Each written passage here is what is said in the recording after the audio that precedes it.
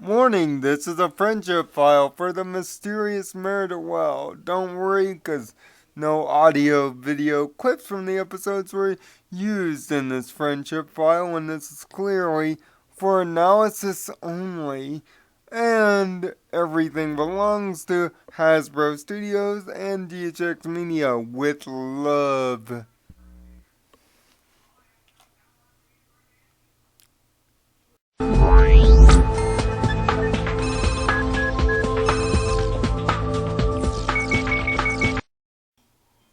Welcome to Pony Week here inside Code Equestria. I am, of course, Nirvana Sparkle.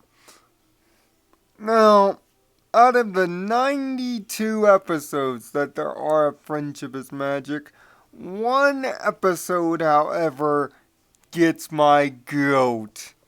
It makes me angry. It violates my very soul and makes me feel like a victim. And that episode is the mysterious Mare-Do-Well. But instead of talking about how much it sucks, and boy, does it suck, instead I want to analyze why it sucks. Well, first, let's start with the premise itself. A mysterious new superhero showing up in the middle of Ponyville to crash on Rainbow Dash's ego parade. Now, in my estimation of life, there are two definitions of ego. There's self-ego, and then there's narcissistic ego.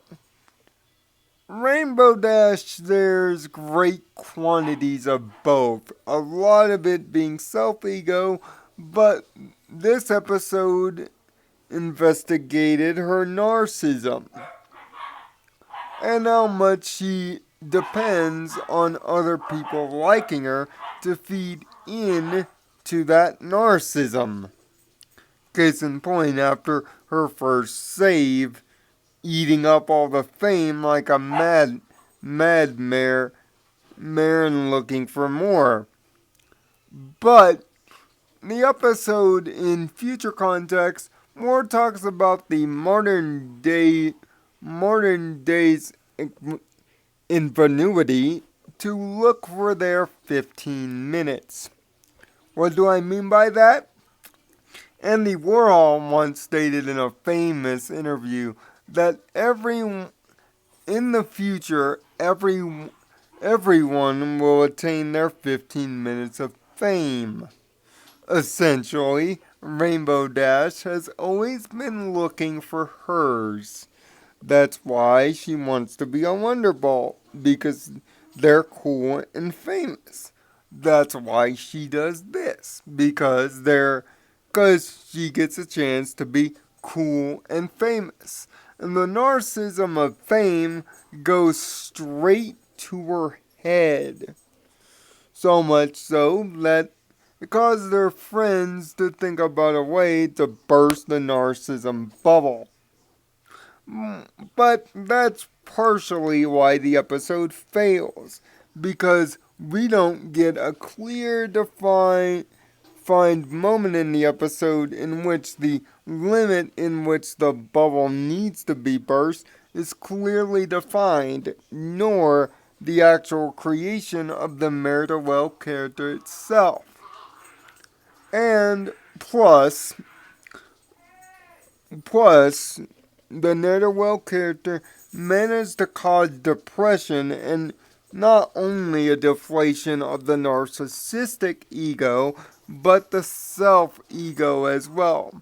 Essentially, the Harmony Six were jerks and went a little bit too far and deflated her self-ego, making her less confident in herself and feeling that she's not capable of saving anyone because Mare-Do-Well will do it faster, discounting her own skills. A kind of similar lesson to that of Daring Don't, but with a lot less with a lot more undertone this time.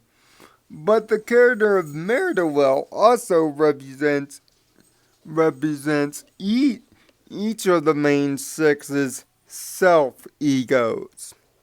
From Rarity's self-ego to constantly look good in each situation, to Fluttershy's self-ego of making sure all the animals of nature are safe, or even Twilight's self-ego about her own magical skill, and even Applejack's self-ego of being honest, trustworthy, and not speaking much on the project, and Pinkie Pie's self-ego of just having fun with it.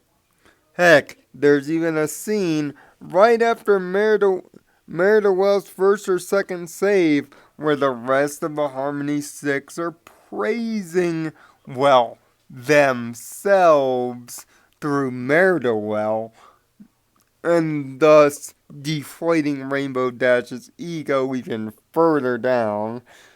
But this doesn't excuse why I hate it. I hate it because it's poorly written and out of context. And even in most of the most important parts of the episode, lacks any true context. Sure, analyzing it now the Mare-Do-Well character isn't really in fault, and it's still Rainbow Dash's ego problem that needs to be checked. But after you go forward into an episode like Rainbow Falls, where through being injured and choosing not to choose, she makes a sideshow of herself. It also shows a return of that narcissistic ego. That if she chooses the Wonder Balls, they will be successful because of her. And choosing the Ponyville team, they will be successful but not win because of her. She's still putting her own self-ego in front of the situation. And when that self-ego gets flipped on its ear by the way that the Wonder Balls are satiating it, she has to make a choice between her self-ego and dream or her friends and humbly accepting second place. Something that she could have not done all the way back in Mare-Do-Well, seeing that Mare-Do-Well being constantly the hero every time, took individual shots at her ego, thus crushing it completely. But it's not to say that the Mare-Do-Well character is free of it too. For it's an example of a third, more friendship-laden ego, the humble ego. The self-confidence that you can do what you say you want to do, but not making it narcissistic or public. Just letting your actions speak for yourself, not really blabbing about it. And that's the hidden moral that Mare-Do-Well brings to the table. That true self-confidence and true ego to be praised is one praised by not talking, by showing that actions speak louder than words. If it were better articulated, however, Mare-Do-Well would not be at the bottom of everybody's episode list, just about. But the crazy thing looking back on it is there are a lot of redeemable things about the episode. It's just too bad that it wasn't given any context. Knowing this information, do yourself a favor and watch the episode again, and then come back to the comments section with this. With this new analytical perspective, does it change your opinion on Mare-Do-Well as an episode, and does it give you a greater understanding of the difference between self-confidence and narcissism? Until the next Friendship Files, I am Nirvana Sparkle. Find peace in your own Nirvana. Thanks for watching. Hey guys, make sure to check out my recent review of Destiny, as well as a sit-there rant about how I feel about how it's changing the video game industry for the worse, as well as leave a comment on both. And you can expect more pony themed videos this week, all leading up to Equestria Girls Rainbow Rocks, the review, this Sunday. Give me a sub if you like. Thanks a lot.